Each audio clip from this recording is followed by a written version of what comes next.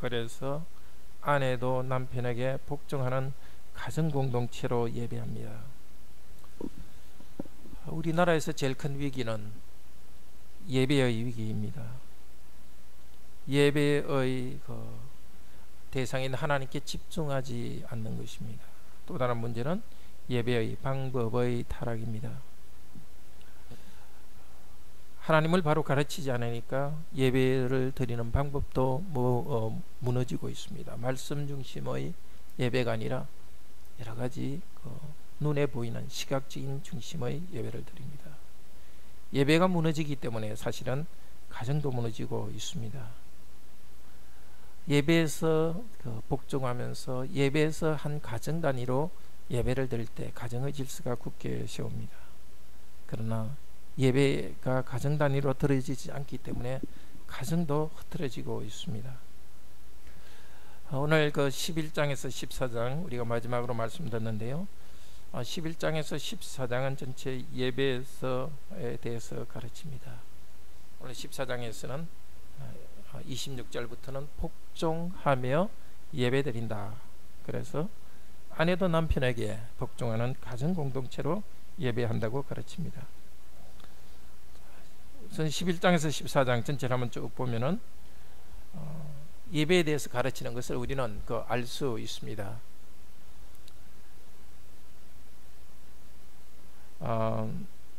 11장은 예배의 중요한 요소인 말씀과 성례를 어떻게 받아야 하는가에 대해서 가르칩니다. 1절에서 16절은 예배는 기도와 또 방언으로 예언과 방언으로 이루어진다. 다른 말로 해서 예언은 말씀을 전하는 것이고 방언은 기도입니다. 예배의 두 요소는 말씀을 전하는 것과 기도하는 것이다. 그리고 11장 후반부는 성찬에 대해서 어떻게 해야 되는가를 말합니다. 그러니까 말씀과 기도와 성례, 은혜의 3요소라 그러죠. 그렇게 바로 예배 드리는 것에 대해서 가르칩니다. 12장은 하나님께서 교회에 성도들에게 여러 은사를 주셨는데 오직 삼위일체 안에서 하나로서 예배를 드린다. 각각 다양한 은사를 주셨지만은 하나의 영 안에서 한 예배를 드린다고 합니다. 13장은 교회는 예배 인도자들이 나타나서는 안 되고 오직 사랑, 하나님을 사랑하고 이웃을 사랑하는 목적이 나타나야 된다고 합니다. 14장에서는 그러면 구체적으로 어떻게 예배를 드려야 되는가를 가르칩니다. 14장 40절 결론이 모든 것을 품위 있게 하고 질서 있게 하라. 이 품위 있게 하라는 것은 12장 23절에 나온 단어입니다. 12장 23절 한번 볼까요? 12장 23절 우리가 몸의 덜 귀히 여기는 그것들을 더욱 귀한 것들로 입혀주며 우리의 아름답지 못한 지체는 더욱 아름다운 것을 얻느니라. 여기 아름답다는 것과 같습니다. 우리 교회 안에서 성도들이 부족함이 있는 성도들, 그러니까 우리 몸에서 좀 부족한 것은 더 이렇게 아름다운 것으로 입히지 않습니까? 화장할 때도 좀 자기 생각이 좀 부족하다는 부분을 조금 가리지 않습니까?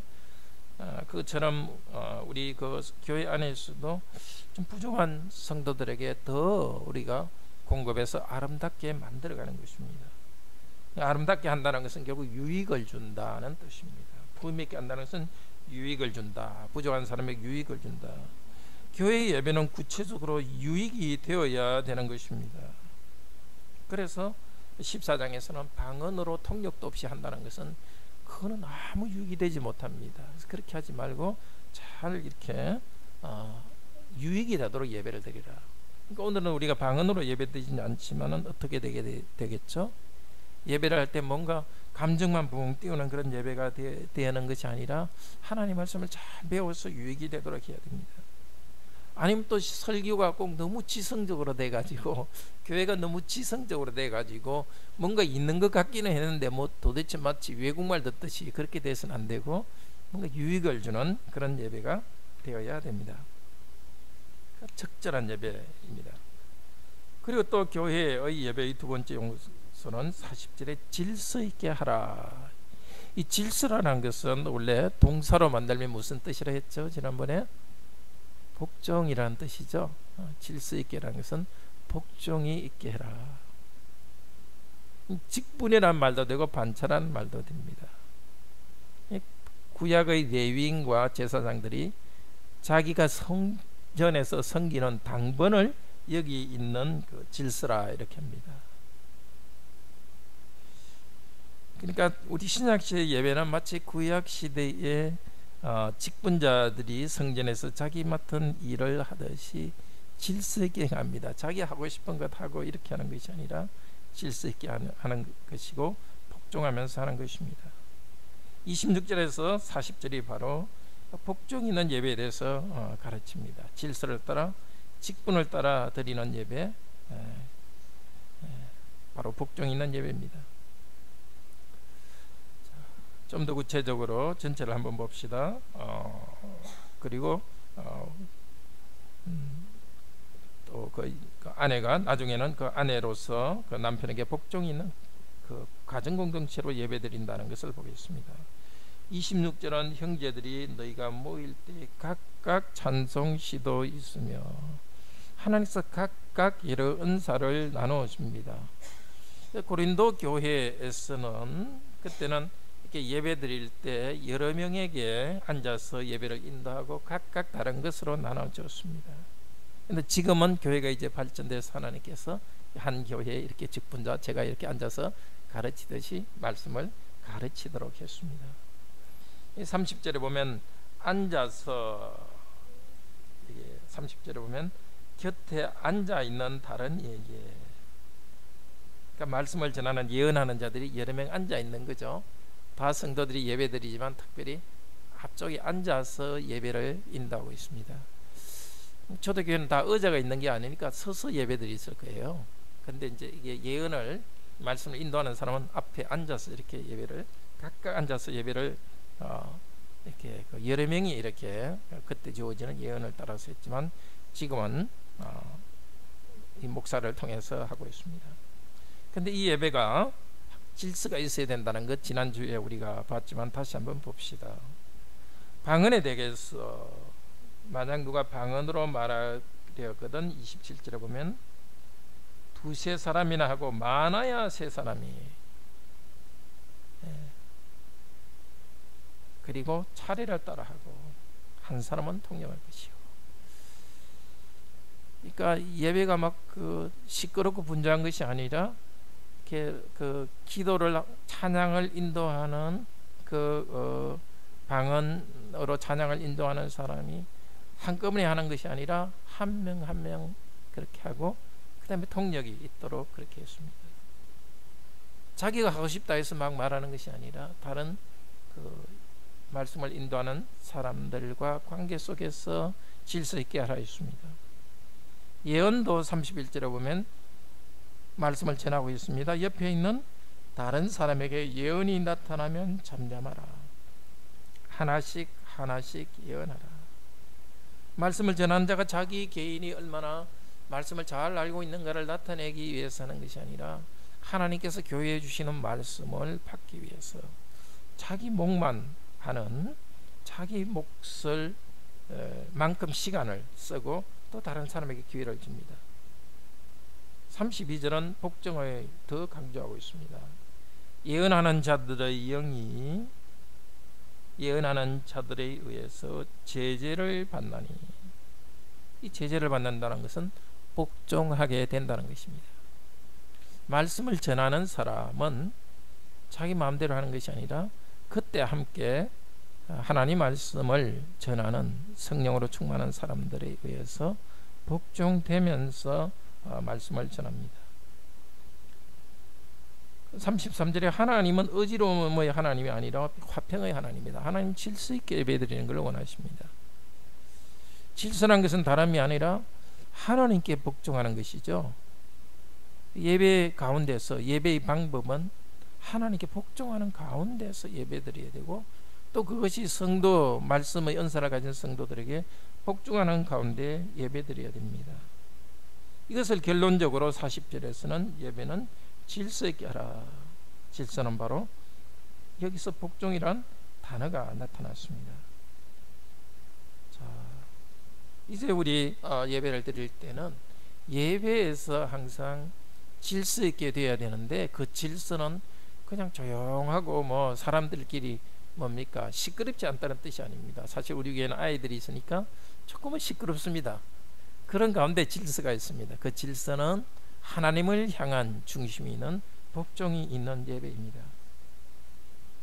복종은 너무나 중요합니다. 인간의 근본 문제는 철학자들이 말하듯이 무지가 근본 문제는 아닙니다.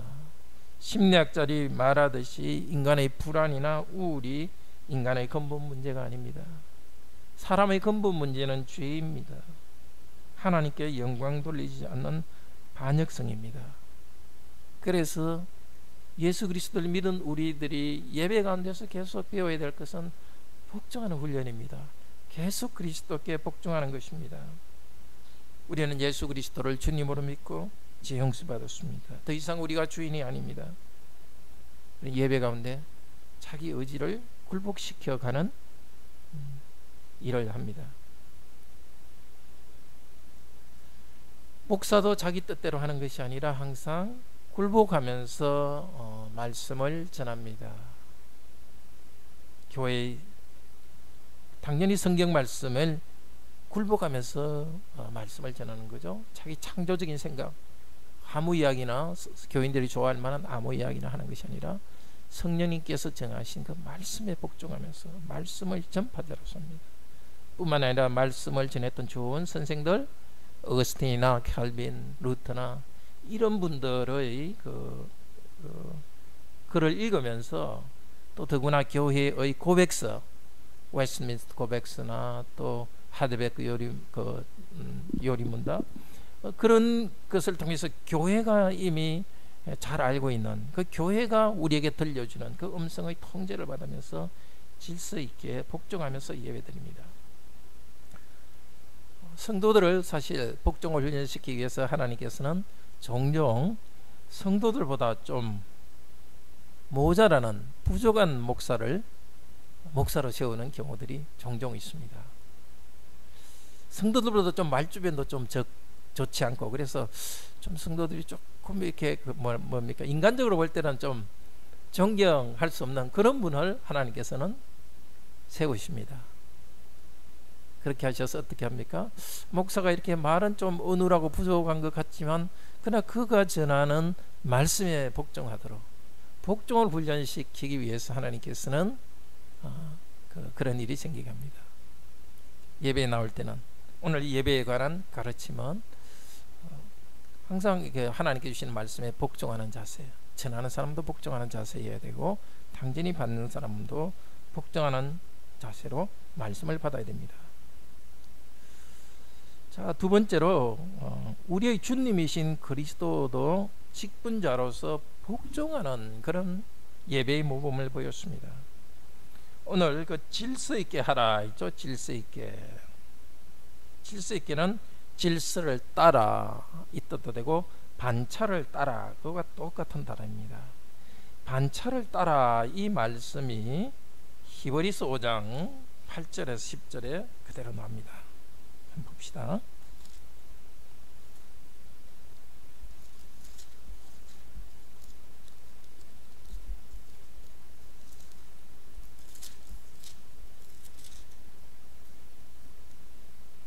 네, 357페이지입니다. 신약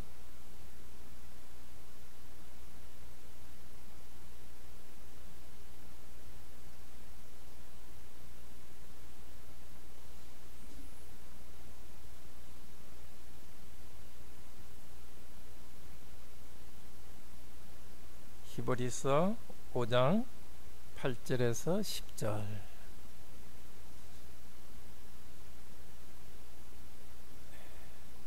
찾으셨어요? 네, 같이 읽읍시다.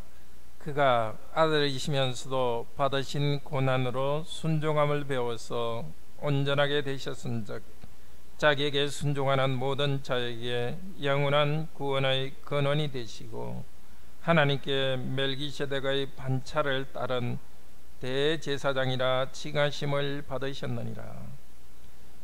멜기세덱의 반차를 따른 요가 똑같은 것이 질서를 따라 그와 똑같은 단어입니다. 자, 성도의 예배는 예수 그리스도께서 멜기세덱의 질서를 따른 대제사장 되신 것이 그대로 예배 가운데 이루어지는 겁니다. 그러니까 우리가 질서 가운데 복종하면서 해야 될 이유는 예수께서 멜기세덱의 반차 그 복종 가운데서 섬기셨기 때문입니다. 예수께서는 멜기세덱의 반차를 따라 질서를 따라 섬기는 제사장이셨습니다. 대제사장이셨습니다. 우리들도 이렇게 교회에서 예배 드릴 때 다 이렇게 새로운 왕같은 제사장으로서 예배를 드립니다. 근데 예배의 모범 대신 대제사장 예수 그리스도께서 복종하셨습니다. 어떻게 복종하셨습니까? 받으신 고난으로 순종한 것을 되어 복종하셨습니다.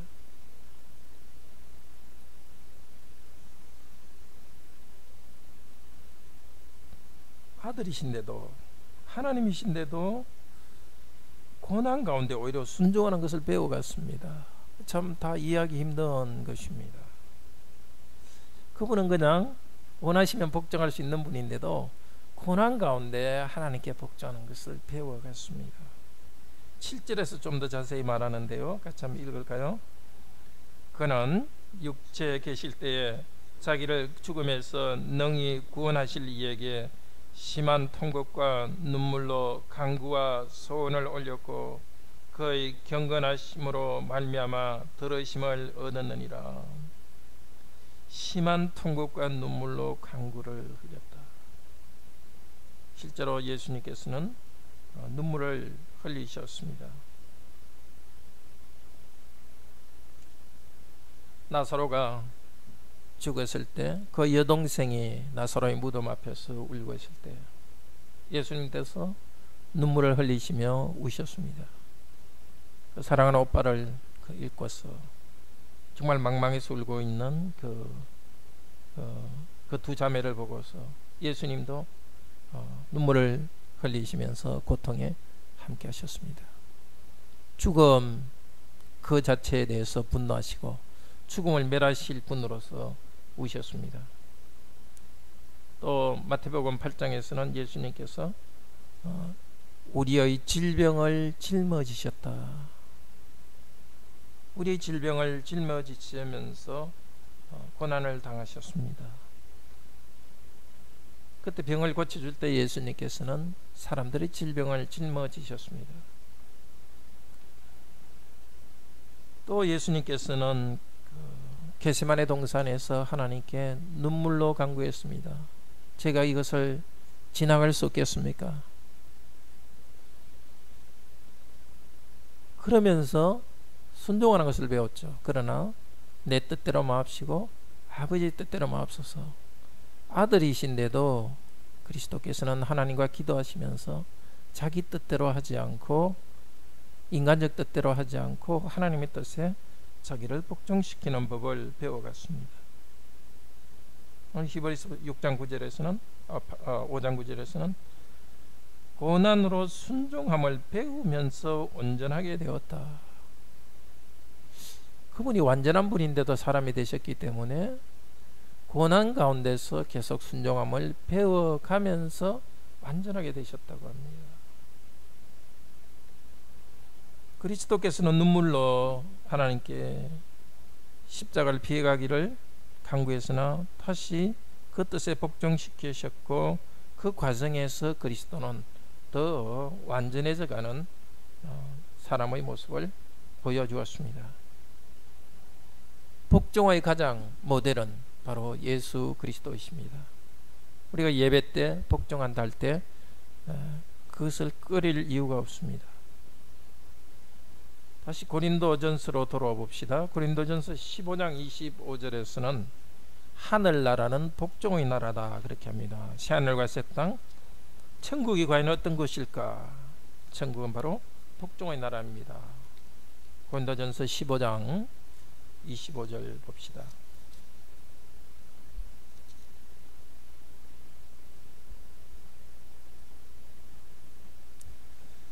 그가 모든 원수를 그 발 아래 둘 때까지 반드시 왕노릇 하시리라. 그리스도는 계속 왕노릇 하시고 모든 원수, 그리스도를 배반하는 자, 원수, 특히 26절에는 사망까지도 복종시킵니다. 다 복종시키는데 28절 같이 읽읍시다. 만물을 그에게 복종하게 하실 때에는 아들 자신도 그때에 만물을 자기에게 복종하게 하신 이에게 복종하게 되리니 이는 하나님이 만유의 주로서 만유 안에 계시려 하심이라. 만물을 그에게 복종하게 하실 때, 여기는 만물을 자기에게 복종하게 하시는 분은 누구냐면 아버지 하나님입니다. 아버지 하나님께서 만물을 그분께 복종하시는데, 그때 아들 자신도 하나님께 복종한다는 것입니다. 자, 보십시오. 만물이 아버지는 하나님께 복종하고 또 만물이 예수 그리스도께 복종하는데, 그런데 아들 그분도 하나님 아버지께 복종한다는 겁니다. 물질에게 다른 어떤 누구에게도 복종하지 않습니다. 모든 성도들이 다 그리스도에게 복종합니다. 복종하지 않는 자는 다 이렇게 지옥으로 보내고, 정말 새하늘과 새 땅에는 오직 그리스도께 복종하는 자들만 남았습니다. 그런데 그리스도 그분 자신도 복종하게 된답니다. 왜? 하나님이 만유의 주로서 만유 안에 계시게 되기 위해서. 그러니까 복종이라는 것은 하나님이 복종하는 사람 안에 있는 것입니다. 우리는 복종하면은 우리가 없어지는 걸로 생각하지 않습니까? 내 자존심도 없어지고 내 있는 것이 없어지는 걸로 생각하지 않습니까? 근데 누구에게 복종하느냐 하는 것이 중요합니다. 하나님께 복종하기 때문에 내 자신을 부인하는 것이고 죄를 부인하는 것이고 하나님의 영광이 내 안에 가득한 것입니다. 하나님의 영광이 우리에게 올 때 우리가 할 것은 복종하는 것입니다. 근데 아들 하나님도 사람이거든요. 그렇죠? 사람이시기 때문에, 가장 완전한 사람이시기 때문에 가장 완전히 복종하시는 겁니다. 참으로 이 신비입니다. 영원한 나라에서도 예수 그리스도는 충보자로서, 한편은 하나님으로서 우리의 영광을 받으시는데도 또 한편은 사람으로서 우리 모두의 모범이 되셔서 또 하나님께 복종하면서 그래서 하나님의 영광이 온 땅에 가득 차게 하십니다. 그래서 그 성에는, 새 예루살렘에는 성전이 없죠. 온 곳에 하나님의 영광이 가득한 것입니다. 자, 이 새하늘과 새 땅의 그 나라가 미리 와 있는 것이 바로 교회입니다. 특별히 예배의 현장입니다. 그래서 예배에서는 그리스도의 반차를 따라서, 그리스도의 질서와 복종을 따라서 예배를 드리는 것입니다. 말씀 전하는 사람도 복종하면서, 기도할 때도 우리가 복종합니다. 말씀 듣는 우리도 그 말씀에 복종하는 것이고, 기도하면서도 우리 생각대로 하는 것이 아니라 복종하는 것입니다.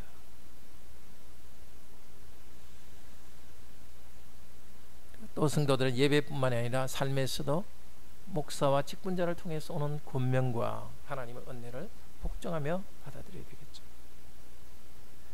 자, 예배가 복종이기 때문에 여성과 또 아내들도 복종합니다.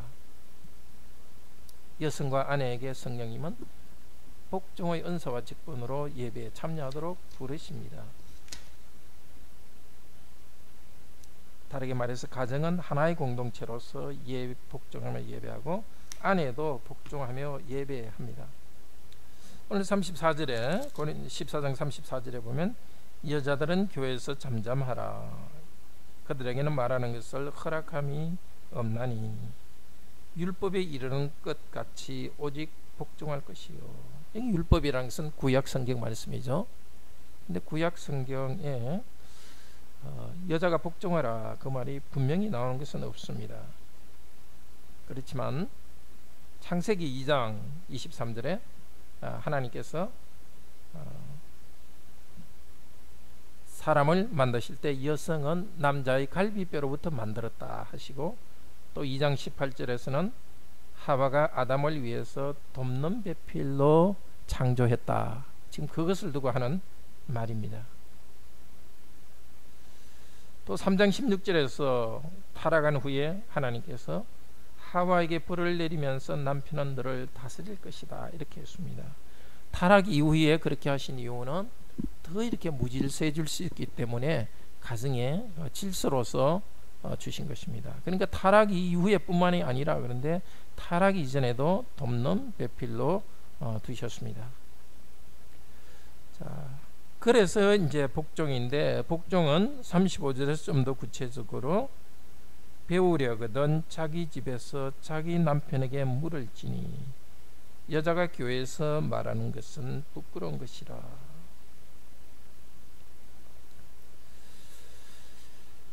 이 부끄러운 것이라는 것은 11장에서도 나왔는데요. 여자가 예배를 드릴 때에 그 시대에는 머리에 뭘 쓰도록 했습니다. 머리를 쓰지 않으면 부끄러운 것이다. 마치 옷을 입지 않고 빨가벗은 듯이 부끄러운 것이다. 왜냐하면 남편과 아내가 한 몸이 되어서 남편이 덮어주는, 그래서 남편과의 한 공동체로서 예배드린다는 것을 나타내는 상징이 수건에 쓴 것이었기 때문에 이것을 벗어버리면 부끄러운 것이다 이렇게 했습니다. 그러니까 여기 부끄러운 것이라는 것은 그 말하는 것 자체가 부끄러운 것이라기보다도 남편과 하나의 몸으로서 하나의 공동체로 예배 드리는 것들이 흐트러지기 때문이라는 것입니다. 실제적으로는 교회에서 말하지 않을 수 있는 것은 집에서 자기 남편에게 질문해라는 것입니다. 그러니까 여기에서 아내들이 교회에서 잠잠하라 하는 이 말은 사실은 남편들에게 하는 말입니다. 아내들이 교회에서 묻지 않아도 되게 하려면은 남편들이 말씀을 잘 알아서 상당 부분을 가르칠 수 있어야 되는 겁니다. 이 부분을 해석할 때 그냥 여자는 잠잠하다 이러면은 정말 여성들을 무시하는 것입니다. 그것이 아니고 남성과 여성이, 남편과 아내가, 그리고 이제 성경 헬라어에서는 여자라는 말과 아내라는 것이 같은 단어입니다. 그리고 남자라는 말과 남편이라는 것이 같은 단어입니다. 그러니까 여기서 여기 남편으로 번역되어 있네요, 그죠? 여자는 34절 여자는 교회에서 잠잠하라. 이것은 아내는 이 말이거든요. 35절에서 자기 남편에게 물을 지니 여자가 교회에서 말하는 것은, 여기 남편이라고 되어 있으면 여자는 당연히 아내거든요. 그 남편과 아내가 함께 예배드리고 있는데, 교회에서 배우는데 아내가 이렇게 직접 말하는 것을 물을 이유가 없다는 것입니다. 남편이 말하는 것을 가정에서 가르치기 때문에 없다는 것입니다. 결국 이 말은 남편들이 큰 사명을 가지고 있다는 것을 보여줍니다. 남편은 말하자면 가정의 목사가 되어서 하나님 말씀을 잘 가르칠 수 있어야 됩니다. 말씀으로 가정을 인도해야 되는 것입니다. 그래서 자기 아내가 작은 것들 많이 교회에서 묻지 않도록, 교회에서는 큰 줄기를 배우고 좀 더 자세한 것은 가정에서 6일 동안 계속 있으니까 그때 같이 성경 읽으면 가르치도록 그렇게 한 것입니다. 그러니까 이 고린도전서의 말씀은 성경에서 가르치는 예배는 가정 단위로 예배 드리는 것을 전제로 하고 있습니다. 아버지와 남편의 책임하에 하나의 가정으로서 예배를 드립니다. 그는 그 유아 세례를 드리는 것에서도 나타나 있습니다. 아이가 아직 자기 의식도 없는데도 하나님 백성으로 인쳐주는 것은 하나님의 언약 백성, 언약의 가정 안에 있는 그 아이는 언약 백성이기 때문입니다. 교회 예배는 개인으로서 오고 있는 것이 아니라, 물론 개인으로서 유익을 받지만은 하나의 가정으로서 예배드리는 것입니다. 자, 아내가 또 교회에서 복종하면서 예배드리는 것은 굉장히 큰 직분입니다. 남편들은 교회에서 말씀을 배웁니다. 근데 아내는 말씀을 배울 때 남편들이 좀 더 많은 것들을 말하고 배우도록 하고, 자기는 조용히 순종하는 것을 통해서 모범을 보여주는 것입니다. 그러면은 남편들은 어떻게 하겠습니까? 교회에서 아내가 참 현숙하게 가정 단위로 움직이기 때문에 중요한 것은 남편을 통해서 하는 것을 볼 때에, 그리스도인 남편은 아내를 무시하고 아무렇게나 대할 수는 없는 겁니다. 오히려 나도 참 복종해야 되겠구나, 그걸 배우는 겁니다. 자기 아내가 이렇게 참 잠잠하며 복종한 것을 통해서 배우는 겁니다. 남편과 아버지는 말을 통해서 가르치지만은 아내와 어머니는 순종을 통해서 가르치는 것입니다. 복종이 직분인 것입니다. 아내는 입이 아니라 손발의 복종으로서 그리스도의 복종을 가르치는 직분자입니다. 남편 자신도 물론 손발로서 복종해야 되지만 그 복종하는 것에 대해서는 아내에 대해서 배웁니다. 남편은 가정에서 아내에 대해서 그리스도의 역할을 해야 될 책임이 있습니다. 바로 고린도전서 5장 25절, 에베소 5장 25절.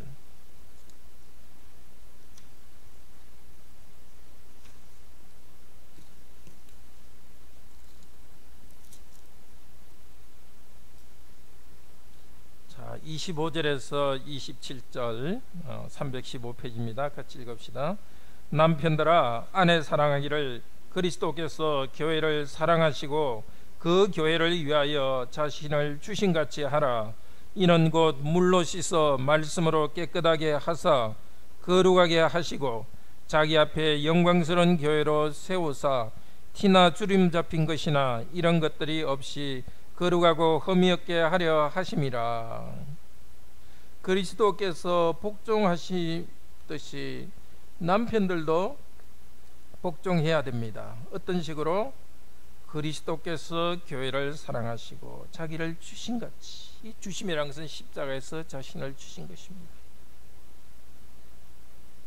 이 22절에서는 아내들이 남편에게 복종하기를 주께 하더라 하지만 그것과 같이 딱 동시에 가는 것이 남편들은 자기를 그리스도처럼 아내에게 주는 것입니다. 어떻게 주느냐? 26절에 보면 깨끗하게 하고 아내를 거룩하게 하고 영광스럽게 만들어갑니다. 아내의 죄를 씻고 아내가 더 거룩한 삶을 살도록 하고 아내가 영광스러운 교회로 되도록 하기 위해서 어떻게? 물로 씻어 말씀으로. 세례의 물이 가정에서도 효과가 계속되고 교회에서 들었던 말씀이 가정에서도 계속되는 것입니다. 아내가 남편에게 잠잠하게 복종하라 이 말의 짝이 되는 것은 아까 고린도전서에 나와 있는 것과 똑같이 마찬가지로 여기 에베소서 보여주는 것은 아내들이 복종하는 것은 남편이 자기를 죽기까지 아내를 사랑하면서 아내를 경제적으로도 부양하고 정서적인 필요도 채우고 다 아내를 그렇게 지극히 사랑하는데 특별히 하나님의 말씀을 잘 가르쳐서 그 말씀을 통해서 아내가 영적으로 성장하도록 하는 일을 하는 겁니다. 그러니까 고린도전서에서 그 아내들의 남편 교회에서는 잠잠하라는 말을 할 수 있는 겁니다. 절대적으로 말을 하지 말라는 뜻이 아니죠. 남편과의 관계 속에서 있기 때문에 잠잠하라는 것입니다. 당연히 자유롭게 물을 수 있고 또 특별히 요즘도 그렇지만 주일학교나 가르치는 역할을 할 수 있죠. 그렇지만 남편과 함께 있는 이런 자리에서 그 남편의 그 권위가 흐트러질 정도로 교회 안에서 여성이 아내가 이렇게 이야기를 함으로써 자기 가정의 일질서가 흐트리지 않도록 하라는 것입니다. 남편은 정말 말씀과 기도를 가정에서 공급하는 역할을 해야 됩니다. 마지막으로 여성이 교회에서 가르치지 않아야 될 이유에 대해서 허락하지 않는다고 말하고 있습니다. 다시 고린전서 14장 34절에 보면은 그에게는 말하는 것을 허락함이 없나니, 이 허락한다는 것은요 좀 특별한 뜻이 있습니다. 그 마태복음 8장 21절 한번 볼까요? 허락한다는 뜻은 그 자체가 원래 나쁜 것은 아니에요. 다른 중요한 것을 위해서 그것이 결과적으로 못하게 되는 겁니다. 다른 중요한 것과 그 충돌이 되기 때문에. 마가복음 8장 21절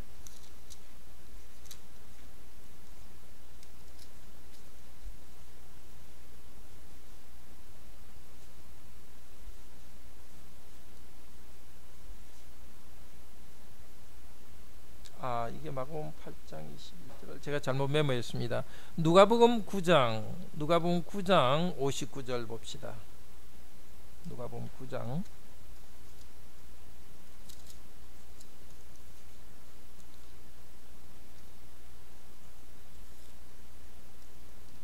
누가복음 9장 59절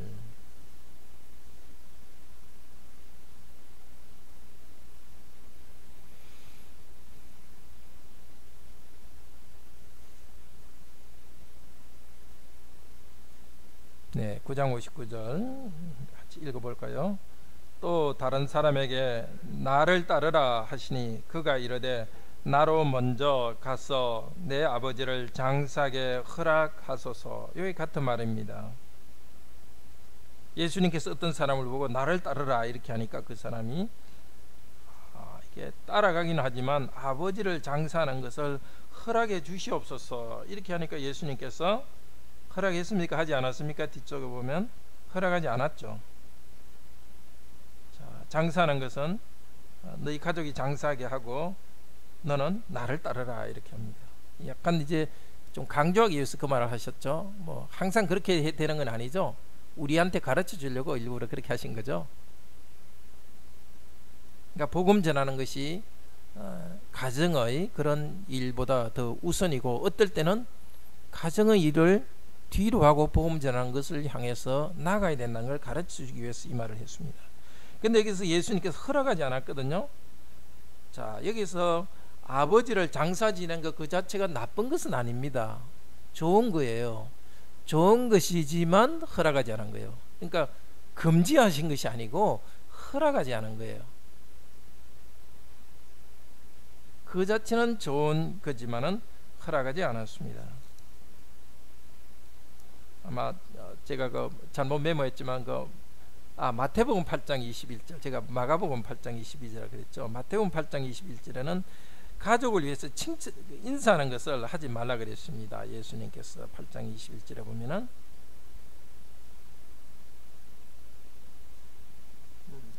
이것도 아버지를 장사하게 하는 거거든요. 인사하는 것인데 똑같은 본문입니다. 자, 그러니까 보십시오. 예수님의 제자들이 복음을 전하는 일, 그것이 우선인데, 그래서 어떤 때는 자기 부모님을 장사하는 것을 허락지 않는 겁니다. 장사하는 것이 나쁜 것이 아니라 좋은 거지만 허락지 않습니다. 마찬가지로 여성들이 교회에서 말하는 것을 허락하지 않는 것은 교회에서 말하는 것 그 자체가 나쁜 것은 아니에요. 다른 것과 충돌이 되기 때문에 그래요. 무엇과 충돌이 되느냐? 남편의 머리됨과 충돌하기 때문이에요. 그러니까 말한다는 것은 특히 교회에서 가르치는 거거든요. 그러니까 요즘 이제 여성 안수를 점점 많은 교회에서 하고 있는데, 그 아내가 목사가 됐다 칩시다. 그러면 목사로서 이렇게 가르치면은 자기 남편은 여기 앉아가지고 자기 아내의 말씀을 듣고 순종해야 되는 거예요. 그러니까 여성이 말씀을 전하는 그 자체는 귀한 거예요. 전도가 그런 일을 해야 되죠.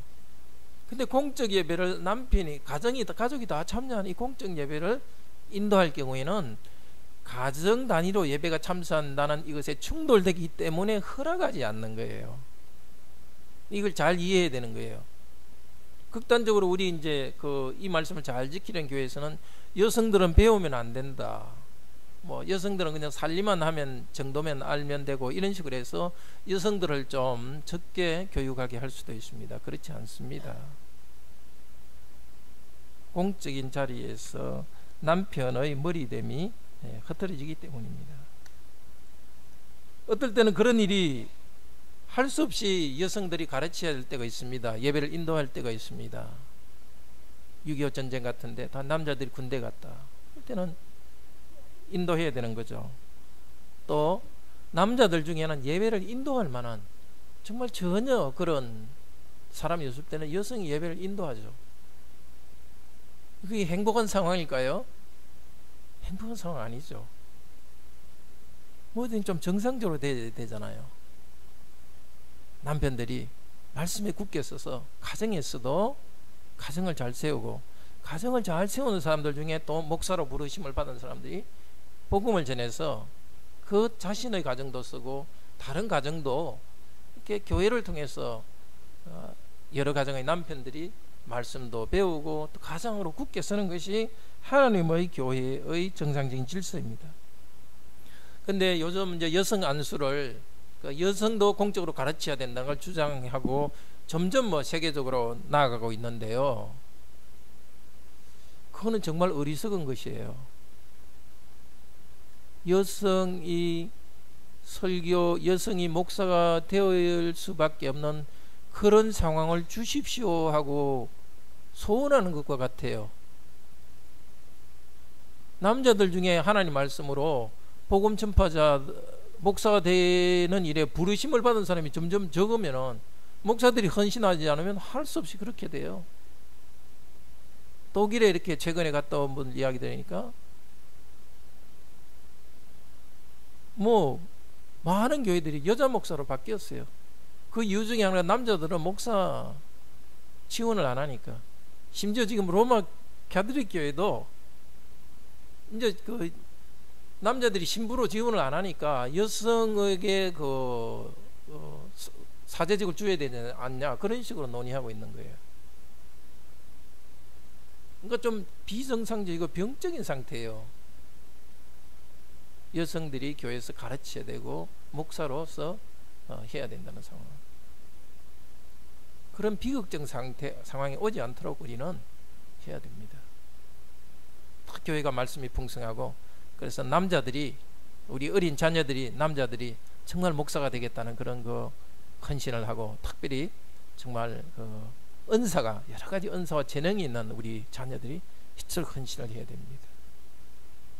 우리 서양교회가 아주 교회가 튼튼할 때는 그리스도인 가정 중에 제일 똑똑한 아이들을, 지적으로도 제일 똑똑하고 성품도 좋은 아이들을 다 목사로 시켰다고요. 근데 교회 신앙이 살아가니까 주로 그리스도인 가정에서도 똑똑한 아이들, 서양에서도 변호사, 의사 이런 쪽으로 가니까, 그리고 이제 목사의 직업의 사명에 대해서 점점 약하게 보니까 교회가 타락해 가는 겁니다. 악순환이죠. 교회 신앙이 중요하게 생각하지 않으니까 자기 자녀들, 훌륭한 자녀들을 이렇게 목사직으로 보내지 않고, 또 목사가 더 훌륭한 목사가 없으니까, 적으니까 또 신앙이 타락하고, 이런 악순환을 걸어갑니다.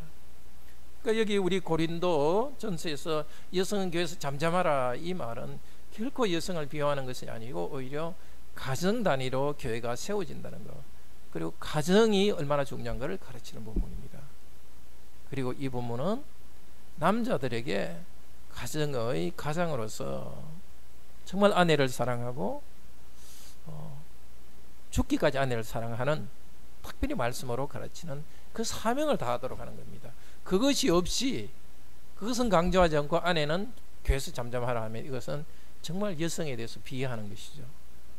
여성의 인권에 관한 문제가 됩니다.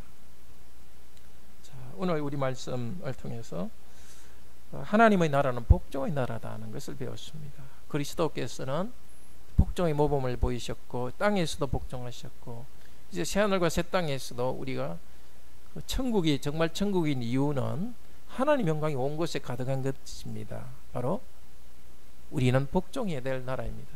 그 복종의 나라, 복종의 천국이 이 땅에서 그리스도인에게 그리스도인 가정에서 이루어졌고 시작되었고 그것이 더 분명히 드러나는 것이 교회입니다. 그렇기 때문에 교회에서는 항상 말씀 전하는 사람도 가볍게 해서는 안 되고 항상 복종하는 말씀에 복종해서 말씀을 전해야 되고 동력자들 귀한 그 목사님들이 전한 말씀들을 다 참고하면서 또 복종하며 말씀 전하고 기도해야 됩니다.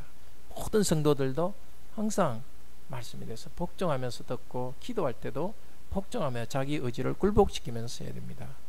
마찬가지로 그 자매들도 아내들도 그냥 자기 개인이 훌륭하게 탁 드러나는 것이 아니라 가정의 한 공동체로서 남편과 자녀와 함께 가정 단위로 예배가 드릴 수 있도록 그 복종하는 모범을 잘 보여야 됩니다. 그러면서 자기의 남편이 교회 안에서 목사나 또 장로나 집사로서 교회를 섬길 수 있도록 남편을 통해서 일하는 그런 그 아내들 주님께서 참 귀하게 보십니다. 그렇게 복종하는 아내는 참으로 하나님 나라에서 자기 직분을 다하는 것입니다. 가르치는 직분을 통해서 성도를 인도하기도 또 가정을 인도하는 것이 남편과 교회의 그 가르치는 남자 일이라면은 복종하는 것을 통해서 가정에서나 교회에서 다른 성도들에게 모범을 보입니다. 목사도 참 복종하는 자매들을 통해서 나도 저 자매들처럼 복종해야 되구나 하는 것들을 배워가는 것이고 가정에서도 남편들도 아내들도 자녀들도 우리 어머니처럼 나도 내 아내처럼 나로 저렇게 참 그 자기 고집을 부리지 않고 복종해야 되겠구나. 그래서 가르치는 행동을 통해서 가르치는 역할을 합니다. 자, 우리 함께 기도하는 시간.